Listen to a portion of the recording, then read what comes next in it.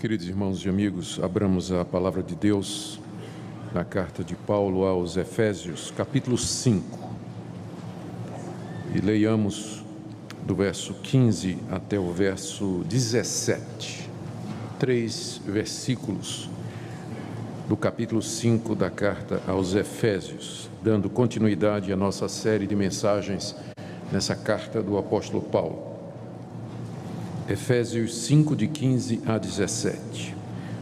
Portanto, vede prudentemente como andais, não como nécios, e sim como sábios, remindo o tempo, porque os dias são maus. Por esta razão, não vos torneis insensatos, mas procurai compreender qual a vontade do Senhor. Até aqui a leitura da palavra de Deus. Vamos orar pedindo que o Espírito Santo ilumine o nosso entendimento na compreensão da santa palavra do nosso Senhor. Ó Deus, pedimos que Teu Espírito Santo esclareça a nossa mente, abra os olhos do nosso coração, para que vejamos as maravilhas da Tua lei, para que possamos compreender o Evangelho e as Tuas orientações, os Teus mandamentos, ó Deus, que nos são dados para viver aqui nesse mundo. Eu peço, Senhor, que nessa noite todos nós possamos ouvir a Tua voz e aquietar o nosso coração diante de Ti, aprender do Teu Espírito Santo, consertar os nossos caminhos, renovar a nossa fé. É o que pedimos por amor de Jesus. Amém. Queridos, aqui na passagem que eu li para vocês, o apóstolo Paulo está desenvolvendo as implicações do que ele tinha dito na passagem anterior e que nós vimos na última exposição da carta. Se vocês se recordam do capítulo 5, do verso 7 até o verso 14, que foi o tema da nossa última mensagem, o apóstolo Paulo estava ensinando que os cristãos não deveriam ser nem participantes e nem cúmplices nas obras dos filhos das trevas. Ao contrário, eles deveriam reprovar estas obras, não deveriam nem mencioná-las em suas conversas, quando possível, denunciá-las publicamente para que elas se mostrem como realmente são, e que a igreja deveria, para isso, se levantar de entre os mortos. Verso 14, por isso diz: desperta, ó tu que dormes, levanta-te de entre os mortos e Cristo te iluminará. A igreja que se levanta de entre os mortos, que sai do seu sono de letargia, é iluminada por Cristo e então ela pode ser luz no meio de um mundo tenebroso. Foi isso que nós vimos na última mensagem. E agora, diante do desafio de ser luz em meio às trevas, que foi o que Paulo ensinou, ele orienta os cristãos a que não vivam, portanto, note que o verso 15 começa com um portanto, ou seja, ele está introduzindo as consequências do que ele falou. Ele diz que nós, à luz do que foi dito, não devemos viver como tolos, não devemos viver como nécios, como insensatos, é o verso 15, mas como sábios, o que implica em duas coisas. Nós temos que remir o tempo, verso 16, e procurar compreender a vontade de Deus aqui nesse mundo, que é o verso 17. Então, hoje à noite o meu tema é exatamente esse, que nós devemos andar nesse mundo como pessoas sábias e não ser insensatos e tolos, depois que já temos conhecimento, ou tendo tido conhecimento de quem é Deus e o que Ele deseja de nós. Vamos então, queridos, em primeiro lugar para o verso 15, examinar essa orientação do apóstolo Paulo. Vede prudentemente como andais, não como nécios e sim como sábios. Quando ele diz, vejam como vocês andam, o andar aqui é uma metáfora para o nosso viver, não é? Ele está dizendo, vejam como vocês vivem, prestem atenção na vida de vocês, aí tudo que está compreendido nisso. A vida é um caminhar, não é? Nós temos noção dessa ideia no nosso coração.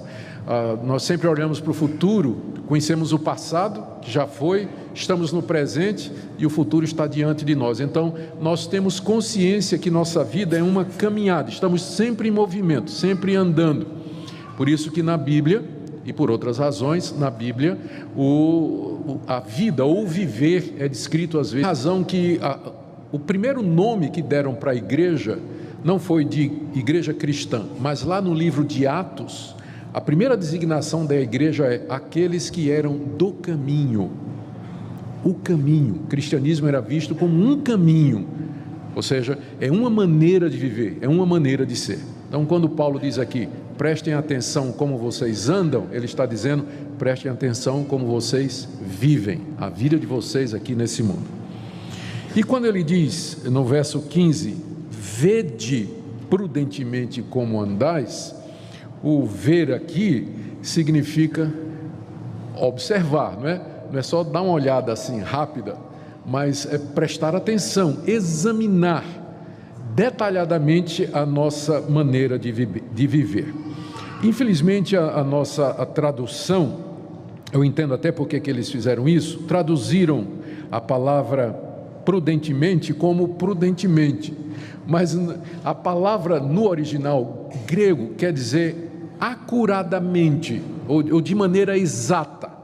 É como se Paulo dissesse assim: prestem atenção para que vocês andem exatamente de acordo com aquilo que Deus revelou, com a vontade do Senhor, que é o que ele vai dizer mais adiante. Ou seja, preste atenção, analise, examine e tenha um cuidado para que a vida de vocês, o andar de vocês esteja de acordo com aquilo que Deus nos revelou. Isso é o que o prudentemente significa. Eles traduziram prudentemente porque quem vai querer viver nesse mundo exatamente como Deus mandou, esse é prudente. É o que diz o livro de Provérbios, que o temor do... Então, é prudente porque ele vai examinar a sua vida e vai conformá-la à luz da palavra de Deus, vivendo rigorosamente de acordo com o que Deus manda, com o que Deus nos diz. Então, é isso aí, a ordem que nós temos. Note que em seguida, depois de dizer, vejam prudentemente como vocês andam, ele explica, não é? Não como nécios, mas como sábios. O nécio é o tolo, é o insensato. E essa tolice aqui, que Paulo diz que nós não devemos nos engajar nela ou viver como tolos, não é simplesmente uma bobagem que as pessoas fazem, do tipo, todo mundo conhece a parábola das 10 virgens que Jesus contou.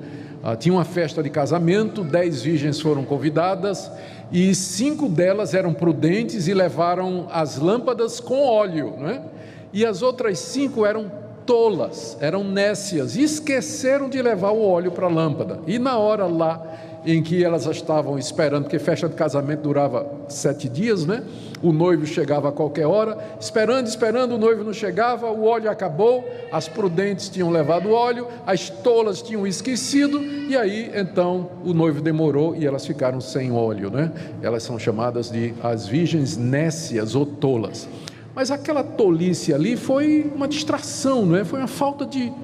Não é esse tipo de tolice que Paulo está falando aqui. A insensatez aqui é de alguém que sabe qual é a vontade de Deus e teima em fazer o que é errado. É um tolo nesse sentido. É alguém que conscientemente, tendo ciência de quem é Deus, o que é o Evangelho, essa pessoa ainda assim resolve viver de maneira contrária a Deus, como quem diz assim, eu vou aceitar, encarar as consequências ou coisas dessa natureza. Nós temos alguns exemplos desse tipo de tolice. Lá no segundo livro de Samuel, capítulo 24, nós temos uma declaração do rei Davi, depois que ele fez uma bobagem. Qual foi a bobagem? Ele era rei de Israel, Deus estava abençoando o seu reinado, e ele então se encheu de orgulho, e ele disse, eu vou contar quanta gente tem no meu reino. Fazer um censo não é errado, mas a motivação de Davi era errada. Ele queria ver a grandeza do seu reino, e mandou Joabe, o seu general, contar todas as pessoas de Israel. O censo levou mais de um ano, e finalmente Joabe trouxe um número. Olha, em Judá nós temos tanto, em Israel nós temos tanto. E diz lá o texto de 2 Samuel 24:10, que o coração de Davi se apertou depois que ele fez isso. E ele orou e disse, Deus me perdoa, porque eu procedi loucamente. Eu fui um insensato, eu fui um nécio. Então é nesse sentido, quando alguém faz uma bobagem espiritual diante de Deus, quando alguém faz o que não devia fazer à luz da verdade de Deus, a pessoa que conhece o Evangelho. Querem outro exemplo? A mulher de Jó. A mulher de Jó, todo mundo sabe a história de Jó. Era um homem que temia Deus, era um homem justo, fazia o que é reto. Todas aquelas desgraças vieram sobre Jó como uma provação sobre ele. A mulher de Jó, que eu acho que a maior tentação não foi ele ter perdido os bens, os filhos e todas as propriedades, mas ter esse tipo de mulher no pé do ouvido dele na hora da desgraça. A mulher chegou e disse: ô Jó, você ainda continua acreditando em Deus? Amaldiçoa esse Deus e morre. Qual foi a resposta de Deus? Como qualquer doida você está falando, mulher. Você é doida, você é louca, você é nécia, você é insensata. Esse tipo de insensatez que a Bíblia proíbe. Quer um outro exemplo? Lá no segundo livro de Samuel, nós lemos a história de um homem chamado Nabal. Nabal era um homem muito rico, era um homem poderoso, casado. Aqui já é o contrário, né? Jó era um homem sábio, casado com uma doida. Nabal era doido, mas era casado com Abigail, que era uma mulher sensata. Davi mandou os servos a Nabal dizendo: meus soldados protegeram você durante todo o ano dos ladrões, então manda uma oferta para nós aqui, manda cabrito, o que você tiver, ovelhas e tudo. Aí Nabal disse: que coisa nenhuma, quem é Davi? Rei mesmo é Saul, esse Davi é um servo que fugiu do seu senhor. E Davi veio disposto para matá-lo, quando Abigail se interpôs diante dele e disse: não faz isso. Você sabe o que é que o nome Nabal significa? Louco. Ele é um tolo, ele não entendeu o risco em que ele estava se metendo quando ele tomou essa decisão. O nome dele significa isso, loucura. Nabal é o seu nome. Então, quando a Bíblia diz aqui: vejam, com prudência como vocês andam, não como nécios, não como tolos, não como insensatos. Esses exemplos aqui nos ajudam a entender que o apóstolo Paulo está dizendo: não seja bobo, não seja tolo, não seja insensato. Você conhece a palavra de Deus, você conhece a verdade de Deus, você foi instruído na palavra de Deus. Não tente a Deus, não desafie a Deus, não arrisque, não tome decisões arriscadas, não faça escolhas loucas. Não andem como tolos, porque o pecado será castigado, porque toda obediência terá a justa, desobediência terá a justa retribuição. Em contraste, ele diz: andem como sábios. O sábio aqui não é a pessoa culta, intelectual. Durante 10 anos eu fui chanceler da Universidade Mackenzie e convivi com gente extremamente culta. PhD, DDD, OTD, ODD, TNT, o que você imaginar de título de doutor obtido no exterior, no Brasil, tudo. Gente top, pesquisador do CAPES, mas cuja vida pessoal completamente destruída. Já ia no 5º mandamento, ou casamento, os filhos completamente transviados, longe, fora do convívio, a vida pessoal completamente arrasada. Uma pessoa pode ter títulos, ela pode ter cultura, ela pode ter sabedoria nesse sentido, mas ser um tolo na vida prática. A sabedoria que Deus fala aqui, não seja tolo, mas seja sábio, é a sabedoria prática que você encontra no livro de Provérbios. O sábio teme a Deus, ele se desvia do mal. Ser sábio é você andar nesse mundo de acordo com a palavra de Deus, é você temer a Deus e levar Deus em consideração. Toda vez que você vai tomar uma decisão, toda vez que você vai fazer uma escolha, essa é a sabedoria. E nesse sentido você vai encontrar muita gente iletrada, mas que é sábia, e muita gente culta, mas que é nécia, tola, boba, insensata, jogando fora a sua vida. Então aqui está, é assim que nós devemos andar, prudentemente, como sábios e não como tolos, nos ensina o apóstolo Paulo no verso 15. Em seguida, ele coloca 2 orientações relacionadas com isso. A primeira delas está no verso 16, remindo o tempo, porque os dias são maus. Algumas observações aqui. Primeiro, tempo aqui, remindo o tempo, porque os dias são maus. O tempo aqui não é o tempo do relógio, o tempo cronológico. Muita gente olha para essa passagem e pensa que Paulo está dizendo o seguinte: não perca tempo, né? Trabalhe, né? Não chega atrasado, né? Ou alguma coisa desse sentido. Não, o tempo aqui não é o tempo de relógio, mas é o tempo ocasião. Há duas palavras na língua grega para tempo. E a palavra que Paulo usa aqui, ela significa não tempo cronológico, mas a oportunidade, ocasiões que nos acontecem durante a vida, ou ocasião oportuna, ou a oportunidade que o tempo nos oferece. Segunda coisa que é preciso observar é que a palavra remir significa comprar. Comprar, literalmente, comprar na praça. A palavra praça está na raiz aqui do remir. Por quê? Porque na época de Paulo, no Antigo Oriente, o comércio era na praça. Ainda hoje tem em Goiânia aqui, né? Quando chega fim de semana, pelo menos sábado, lá perto do meu prédio, tem uma rua pertinho de uma praça que no sábado de manhã já começa com a feira, né? E o pessoal vai lá. Então, antigamente, ir na praça era o sinônimo de eu vou fazer compras. Onde é que você vai, mulher? Eu vou na praça. O marido já segurava o cartão de crédito, porque sabia que a mulher ia para a praça. Então, era na praça que se faziam as transações comerciais.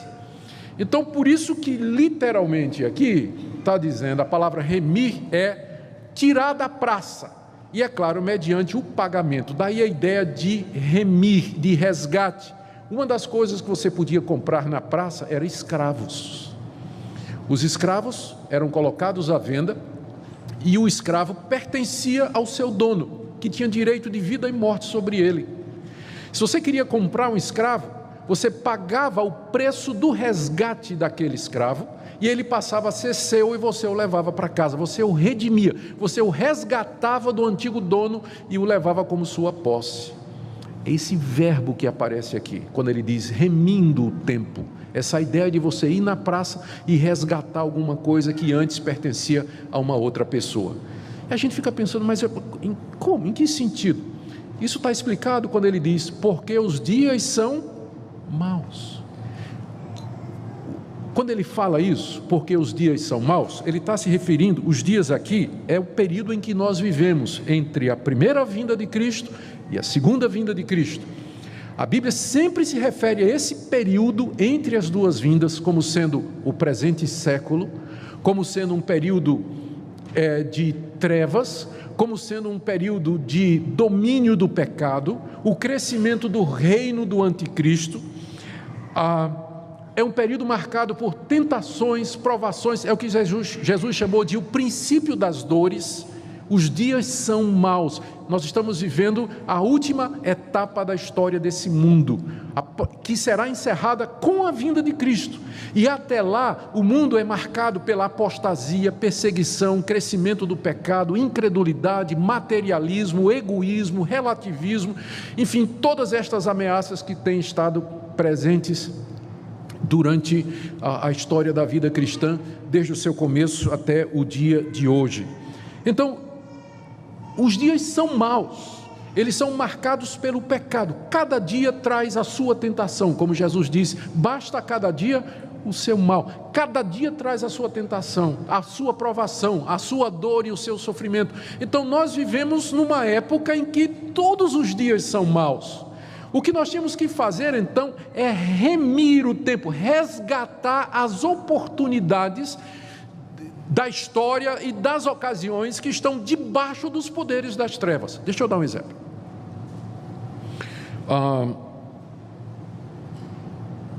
Você está sendo oprimido no trabalho.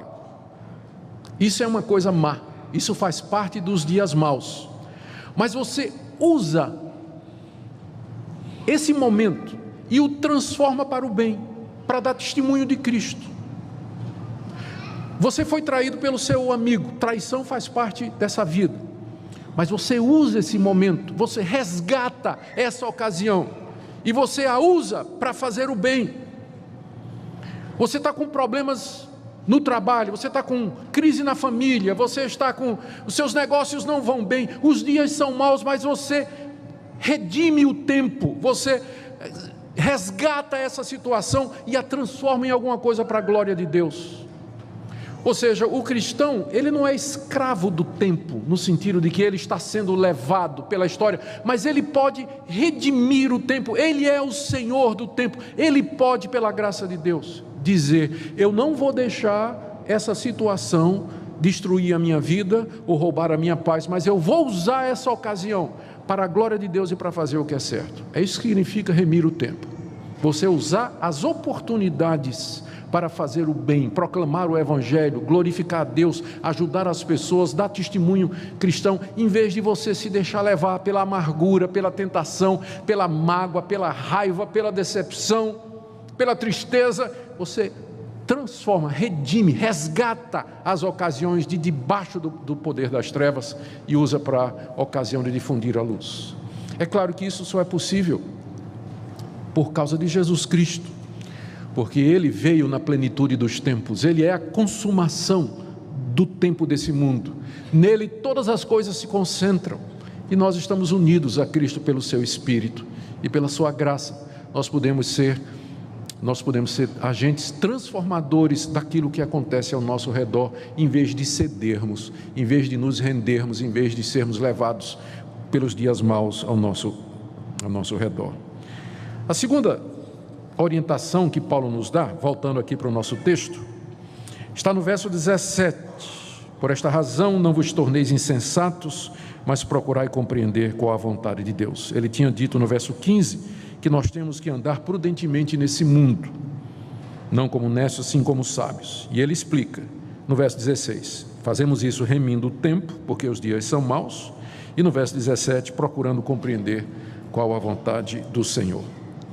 Ele começa o verso 17 dizendo: não se tornem insensatos, né? Em consequência de tudo que ele diz. Por esta razão, porque os dias são maus, não sejam insensatos. O insensato é o contrário daquele que redime o tempo, né?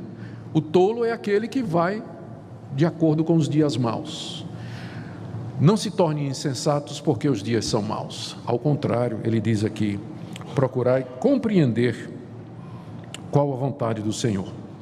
A vontade do Senhor aqui não é aquela direção particular, especial, que conta os detalhes de nossa vida e que muitas pessoas buscam obter de Deus diariamente. Eu sei que Deus nos guia, que Deus nos orienta, Deus não está mudo, Ele nos fala, Ele se comunica conosco, e Ele, através das circunstâncias, através do conselho de amigos, de falar ao nosso coração, Ele pode nos dar direção aqui nesse mundo em determinadas circunstâncias. Mas não é sobre isso que Paulo está falando aqui. Quando ele diz procurar e compreender qual é a vontade do Senhor, ele está se referindo àquela vontade revelada, aquilo que Deus, o Senhor Jesus, já nos disse que é a vontade dele. E um exemplo disso é só você voltar às páginas da carta aos Efésios, onde Paulo, inspirado pelo Espírito Santo e por ordem do Senhor, disse qual é a vontade dele. Por exemplo: deixe a mentira, fale a verdade, quem furtava não furte mais, não sai da vossa boca nenhuma palavra torpe, e aí vai. Todas aquelas orientações que foram dadas aqui na carta aos Efésios, por exemplo, é aquilo que Deus nos revelou, qual é a sua vontade. Em termos práticos, procurar compreender a vontade do Senhor significa aplicar a estas circunstâncias, quando chega o dia mau, ou quando dentro do dia mau as ocasiões aparecerem, você compreender qual é a vontade do Senhor para aquela situação. Por exemplo, você está sendo perseguido, qual é a vontade do Senhor quando eu estou sendo perseguido? O que é que a Bíblia me diz? Ou então você está doente, o que é que a Bíblia me diz? Qual é a vontade de Deus? Como eu devo reagir? Ou então estou tendo um conflito com minha mulher, estou brigando com meu marido, o que é que a Bíblia diz? Qual é a vontade dele? Como é que eu resolvo isso? Meus negócios estão indo muito mal, o que é que Deus tem para mim aqui? Como eu devo reagir? Ou o meu filho saiu de casa, está tomando drogas, meu Deus, como é que eu faço? Qual é a vontade do Senhor para que eu faça isso? Estou sozinho, estou abandonado, não tem ninguém na minha vida, qual é a vontade do Senhor para mim? Fui traído por um amigo, como é que eu faço agora? Estou magoado, alguém me ofendeu. Ou seja, é isso que significa você procurar compreender qual é a vontade do Senhor para cada momento desses dias maus, para que você proceda como um sábio e não como um tolo. Um tolo é alguém que diz assim: eu não quero saber o que é que Deus está dizendo, eu vou fazer o que é que eu acho. Vou fazer o que é que eu acho. Meus negócios estão indo ruim, eu vou mentir aí com relação aos impostos, né? vou fazer uma falcatrua aí para eu pagar menos impostos, afinal tem que sobreviver ou não. A pessoa não quer nem saber o que é que Deus diz, não é, a respeito desse tipo de coisa. Parte dos sermos sábios, além de remir o tempo, é compreender a vontade de Deus para cada momento da nossa vida. E é isso que significa: vejam prudentemente como vocês andam.